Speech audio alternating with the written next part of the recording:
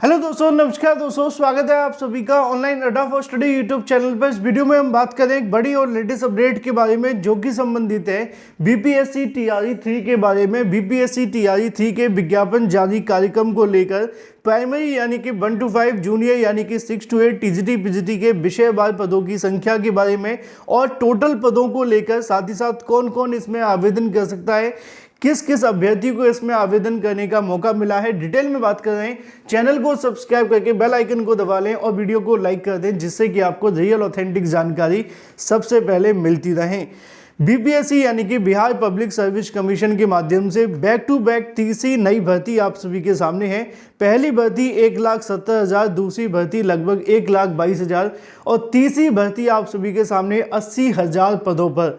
यानी कि ऐसे अभ्यर्थी जो इन वैकेंसियों के अंदर आवेदन करके एक नौकरी लेने का सपना देख रहे हैं, इससे अच्छा और इससे बेहतरीन मौका उनके लिए कभी नहीं आएगा, क्योंकि इतनी बड़ी भर्तियों के विज्ञापन बहुत ही कम समय में जारी हो पाते हैं, चाहे वो किसी भी राज्य के माध्यम से हो। लेकिन बिहार तो इन मामलों में सबसे आगे है ही है। तो चलिए शुरुआत करते हैं सीधे ऑफिशियल जानकारी के बारे में, जो कि बिहार शिक्षक भर्ती को लेकर है, यानी कि बीपीएससी टीआरई 3 को लेकर।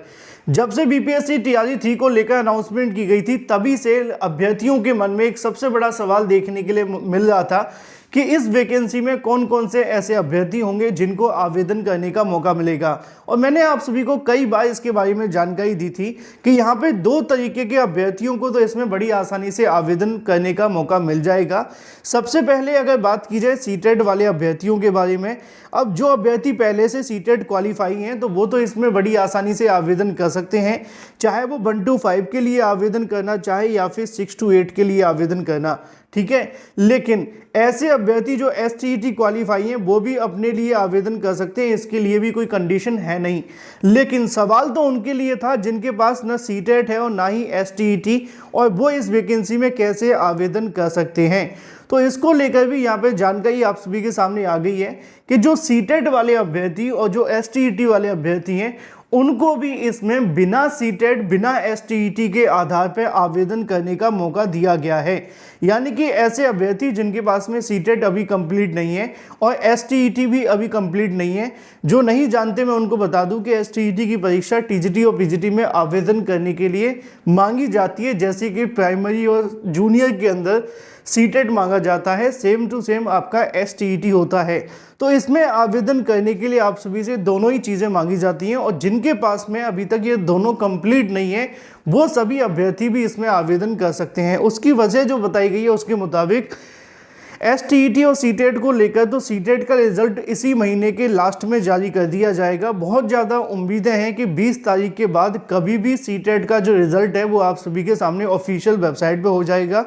तो जैसे ही इस भर्ती को लेकर आवेदन आप सभी के कंप्लीट होने की कगार पे होंगे, उससे कुछ ही समय पहले सीटेट का जो रिजल्ट है वो आपके सामने होगा।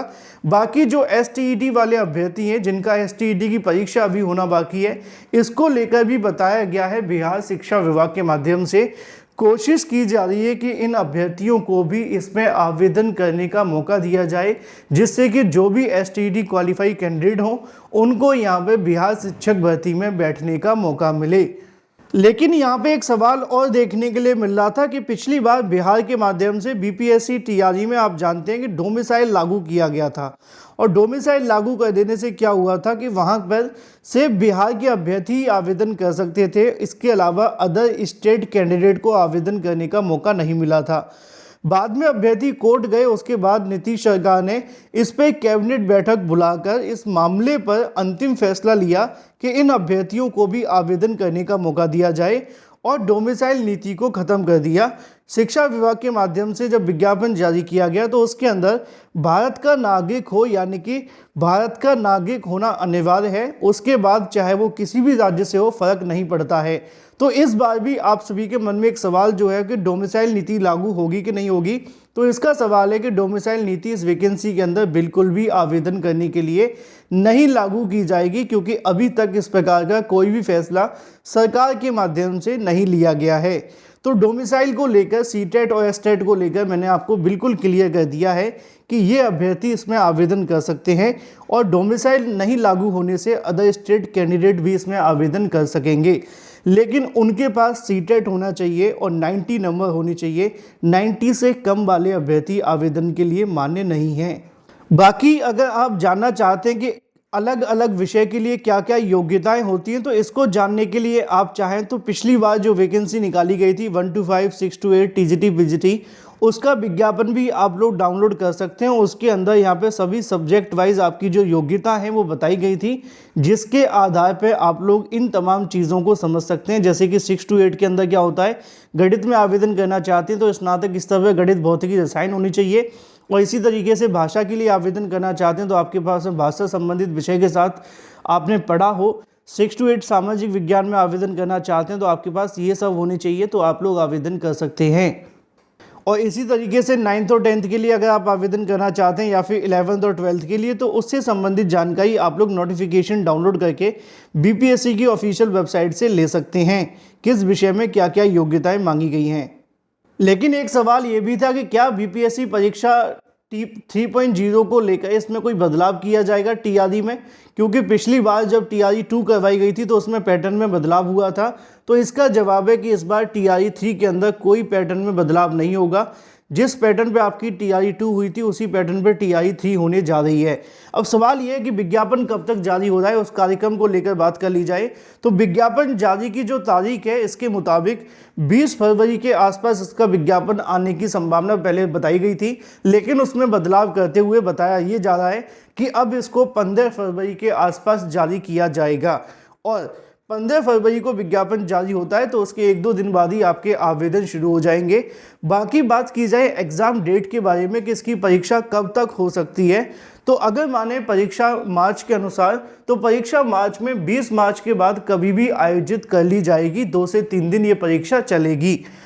सीटेट और एसटीटी अपीयरिंग को मौका मिलेगा, लेकिन बीएड और डीएलएड के लास्ट सेमेस्टर वाले अभ्यर्थियों को इसमें मौका नहीं दिया जाएगा, ऐसी उम्मीदें हैं, क्योंकि अगर इनको मौका मिलेगा तो भर्ती मार्च में पूरी नहीं हो पाएगी। दूसरा सवाल पैटर्न को लेकर मैंने क्लियर कर दिया है कि पैटर्न बिल्कुल तय है कि ऐसा ही रहेगा और पदों की संख्या 80 से 90 बताई जा रही है, लेकिन जहां तक मुझे लग रहा है वो 80,500 के आसपास पद जा सकते हैं। टोटल जानकारी जैसे ही जारी होती है तो एक वीडियो बनाकर मैं आपको जानकारी अवश्य दे दूंगा। अगर बात की जाए किस वैकेंसी के अंदर कितने पद रह सकते हैं, तो इसको लेकर सोशल मीडिया के माध्यम से बहुत सारी अलग अलग जानकारियां चल रही हैं। हालांकि अभी ये पूरे तरीके से कह पाना संभव नहीं है कि इतना ये सही होगा, क्योंकि ये आंकड़े संभावित हैं, लेकिन फिर भी कवर किया जाए तो कहना ये है कि प्राइमरी में 30,000 के आसपास, 6 to 8 के अंदर 15,000, तो अगर 9th और 10th की बात की जाए तो उसमें 10 या 12,000 रह सकते हैं। 11th और 12th में फिर से 15,000 के समथिंग वैकेंसी रह सकती है। कुल मिलाकर ये आंकड़ा देखने के लिए मिलेगा। बाकी ये आंकड़े संभावित हैं, इसलिए कुछ ज़्यादा कहा नहीं जा सकता, लेकिन एक बात बिल्कुल तय है कि इसका विज्ञापन 15 फरवरी के आसपास जारी हो जाएगा और उसके बाद में आपकी परीक्षा मार्च के लास्ट वीक में करा ली जाएगी। तो जो भी अभ्यर्थी अपनी योग्यता रखते हैं इस वैकेंसी के लिए तैयारी शुरू कर दें। अधिक जानकारी के लिए चैनल को सब्सक्राइब करके बेल आइकन को दबा लें। Thank you for watching this video.